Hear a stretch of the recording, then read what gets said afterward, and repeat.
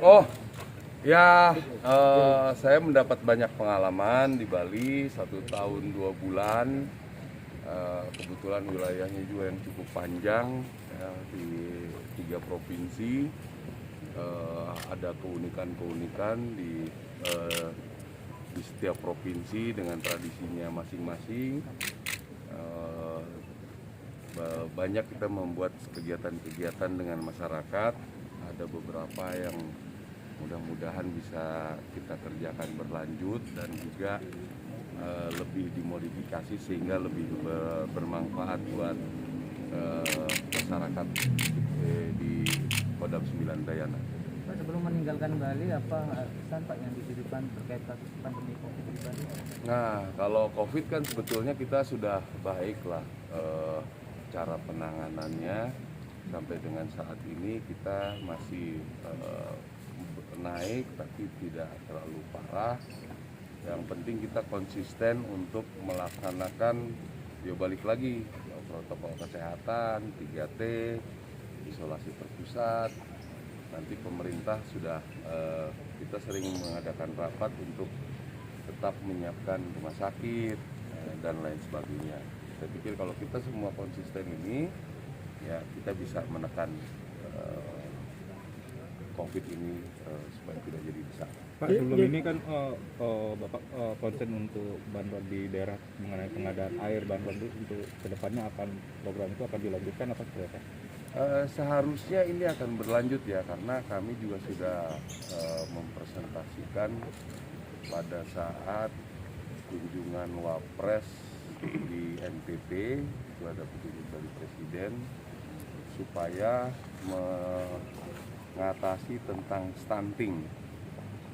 Saya menyampaikan supaya program air ini menjadi salah satu prioritas untuk mengatasi itu, karena stunting itu dari kemiskinan itu karena tidak bisa berupaya apa-apa. Kalau di daerah salah satu upaya yang bisa, bukan salah satu, kegiatan yang bisa membangkitkan kehidupan ekonomi mereka adalah dengan bertani dan beternak, sehingga air itu sangatlah bermanfaat. Apakah sudah dikomunikasikan dengan Pangdam? Juga bicara dengan serbuan vaksinasi ya, awal 1 dan 2. Nah, poster sendiri kegiatannya kira akan ada secara vaksinasi masa lagi yang dulu? Ya, kita akan secepatnya kalau nanti sudah ada instruksi dan juga penyiapan ini sudah ready, kita akan segera bus lagi nanti. Jenderal, nanti ketika menjabat sudah kan Pangkostrat nih, apa kira-kira yang akan dikerjakan, isu apa yang kira-kira menjadi perhatian? Ya, sementara kan saya baru lihat dari luar bahwa tugas tanggung jawab Kostrat itu sebagai pasukan tempur, jadi lebih dominan ke profesionalisme. Memang di situ juga punya asisten teritorial. Mungkin bisa juga kita mengerjakan untuk di daerah-daerah yang jangkauan base kita. Tapi secara umum saya pikir tugas di situ adalah profesionalisme prajurit, bagaimana meningkatkan kemampuan prajurit-prajurit dihadapkan dengan ancaman-ancaman saat ini dan ke depan. Apa itu nanti kira-kira ancaman yang Ya tugas tentara lah. Ya tugas tentara bagaimana sekarang misalnya sedang jadi pembicaraan, sebenarnya bukan pembicaraan saat ini saja, sudah lama, tentang penugasan yang sedang dievaluasi oleh Panglima TNI dan juga Kasat tentang di Papua. Jadi bagaimana sebenarnya teknis-teknis yang baik itu mungkin akan kita coba diskusikan sehingga mendapatkan suatu SOP yang baik gitu. Apakah termasuk penarikan kepala di Papua? Di sekolah atau di Papua? Ya sebetulnya nggak ada hubungannya ya antara jumlah dengan ini ya. Itu kalau kita dengan banyak kita bisa efektifkan dengan SOP yang baik, sebenarnya itu bisa jadi lebih banyak, itu lebih baik gitu. Tapi kalau banyaknya tidak tahu apa yang harus dikerjakan, mungkin apa dan lain sebagainya, sehingga membuat itu peluang-peluang malah pelanggaran.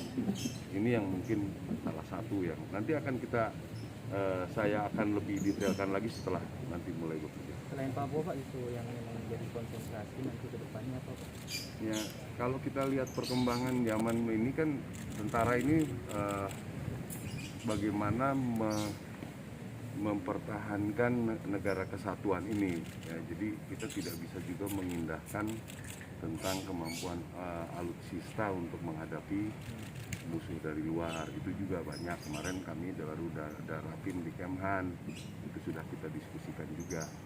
Mungkin kira-kira ada beberapa yang nanti akan didukungkan ke Apa memang ada ancaman dari luar Pak selama ini di Indonesia? kan Laut Cina Selatan jelas. Terus kemarin juga ada penyampaian tentang Ambalat, ya itu yang memang dari banyak sektor laut, ya.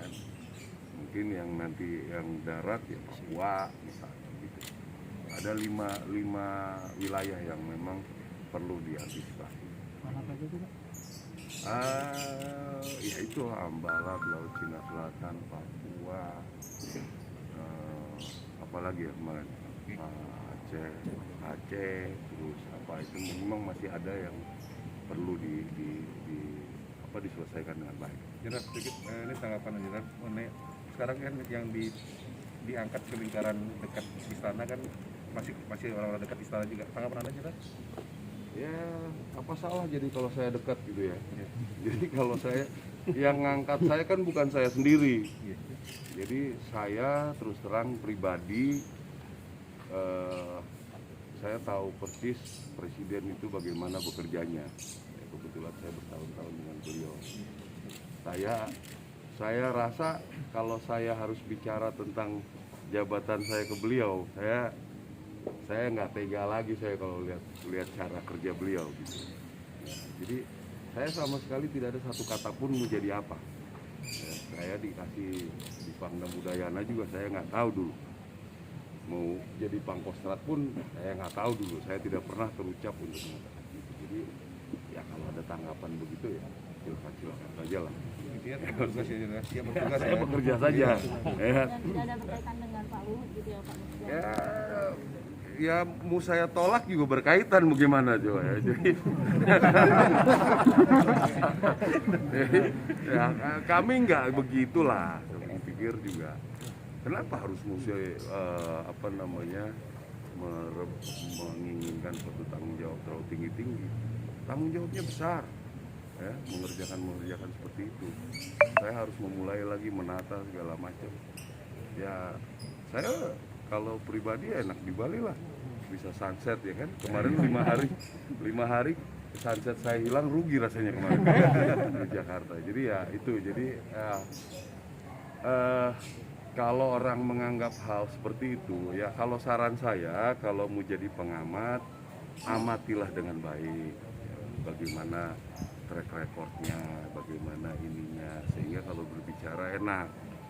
Tapi kalau dari jauh mengamatinya, oh ya udahlah, itu memang dekat gitu.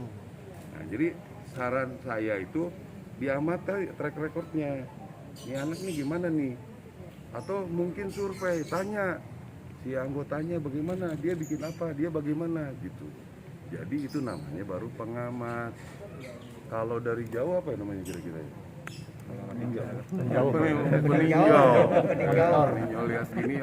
Udahlah itulah gitu. Ya sebaiknya begitu. Jadi kita berbicaranya kayak nyekolah dikit lah. Ada program apa ke depan rencana Jenderal? Kira-kira PR apa yang akan dibuat dan atau dengan yang berkaitan Ya sebetulnya kalau penyelenggaraan begitu kan sudah ada organisasinya, ada yang pimpin. Kita sudah mulai rapat kemarin, dan kita yang menjadi penyelenggara seperti ini kan sudah berulang kali. Memang ini momentumnya lebih luas lah. Presiden kita terpilih sebagai presidensial di G20. Terus nanti kemungkinan besar kepala negara yang hadirnya bisa sampai, kalau tidak salah ada 39 kepala negara, 20 dari G20 itu dengan tambahan-tambahan. Ya mungkin termasuk yang kepala daerahnya terbanyak nih gitu. Tapi kalau penyelenggaraan begitu yang penting semua kita bersama-sama, bukannya berarti hanya penyelenggara, hanya tentara, rekan-rekan media juga perlu, masyarakat juga perlu, jangan nanti ada hal-hal yang apa namanya memalukan kan, tiba-tiba teriak di jalan atau bagaimana hal-hal seperti itu. Jadi harus berkaitan dengan